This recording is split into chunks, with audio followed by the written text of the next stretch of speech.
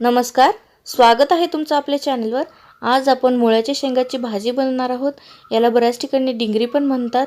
ही भाजी खायला चविष्टही लागते आणि तितकीच पौष्टिकही आहे, पण बऱ्याच जणांना माहिती नसते की ही कशी बनवतात। तर आज आपण एकदम सोप्या पद्धतीने ही भाजी बनवणार आहोत।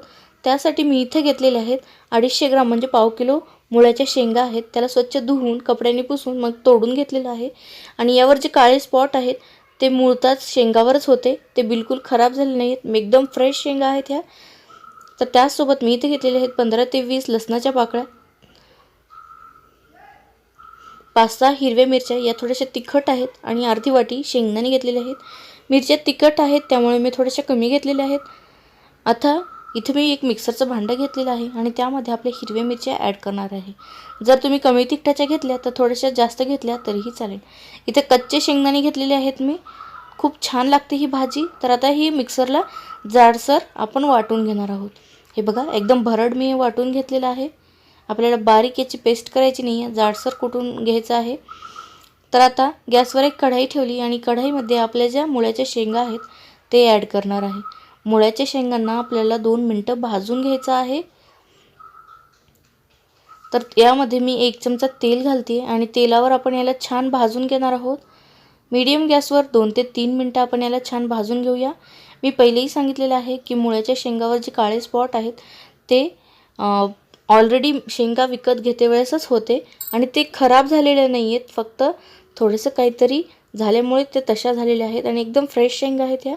तर ते यांना आपल्याला 3 मिनिटं छान भाजून घेणार आहोत। तुम्ही बघू शकताय आपल्या शेंगाचा जो कलर आहे थोडासा डार्क झालेला आहे आणि थोडेसे सॉफ्टही झालेले आहेत। तर आता यामध्ये मी 1 वाटी पाणी घालते।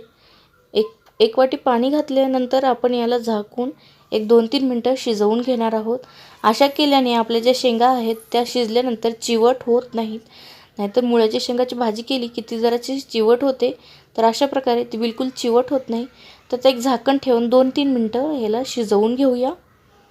तर एक 2-3 मिनिटानंतर तुम्ही बघू शकताय शेंगा छान सॉफ्ट झालेल्या आहेत आणि पाणीही, हे बघा, शेंगा सॉफ्ट झालेल्या आहेत, पाणी आहे आपल्या शेंगामध्ये।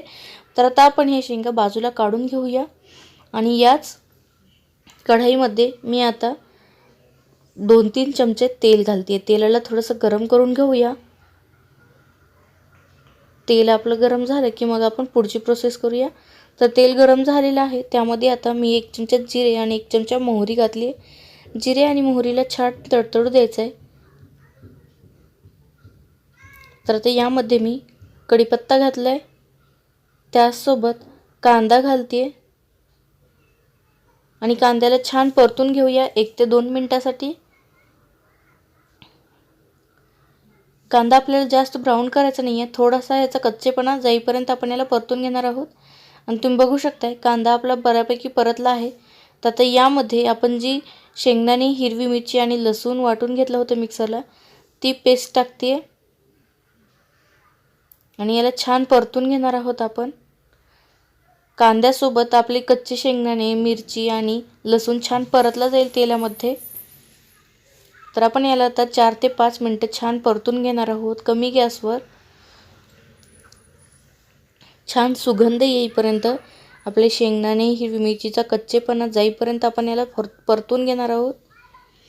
खूप छान लागते ही भाजी, तितकीच चविष्टही लागते आणि तितकीच पौष्टिकही आहे। तर तुम्ही बघू शकताय आपले जे शेंगदाणे आणि हिरवी मिरची, कांदा आहे छान परतला आहे।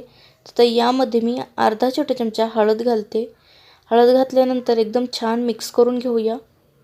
आता हे तुम्हाला कोरडं वाटत असेल, पण जेव्हा आपण शेंगा घालतो त्यानंतर याला छान तेल सुटतं। आता यामध्ये मी पाण्यासकट शेंगा घालते, ज्यामध्ये आपण शिजवते वेळेस पाणी घातलं होतं त्या पाण्यासहित शेंगा घालले। त्यामुळे आपल्याला ही सुकी भाजी करायची आहे, त्यामुळे पाणी जास्त घालायचं नाही, फक्त 1 वाटी पाणी मी घातलं होतं आणि त्याच पाण्यामध्ये आता ही भाजी आपली छान शिजणार आहे। जसजशी ही शिजायला लागेल तसतशी याला पाणी सुटतं आणि सॉफ्ट होतं त्या शेंगा। तर यामध्ये मी मीठ घालते चवीनुसार आणि मिक्स करून घेऊया। ही भाजी गरम गरम भाकरीसोबत किंवा चपातीसोबत अप्रतिम लागते।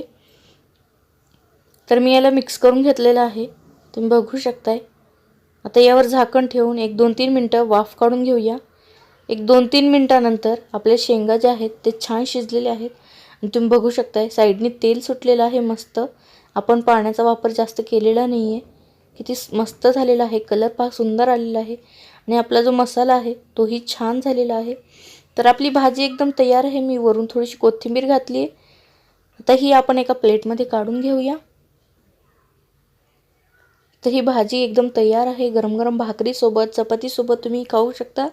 रेसिपी आवडली तर व्हिडिओला लाईक करा, शेअर करा आणि अजून जर माझ्या चॅनलवर नवीन असाल आणि चॅनलला सबस्क्राईब केलं नसेल तर प्लीज सबस्क्राईब करायला विसरू नका. बाजूला जे बेल आयकॉन आहे तेही क्लिक करा म्हणजे नवीन व्हिडिओचे नोटिफिकेशन तुम्हाला रेग्युलर मिळतील. धन्यवाद.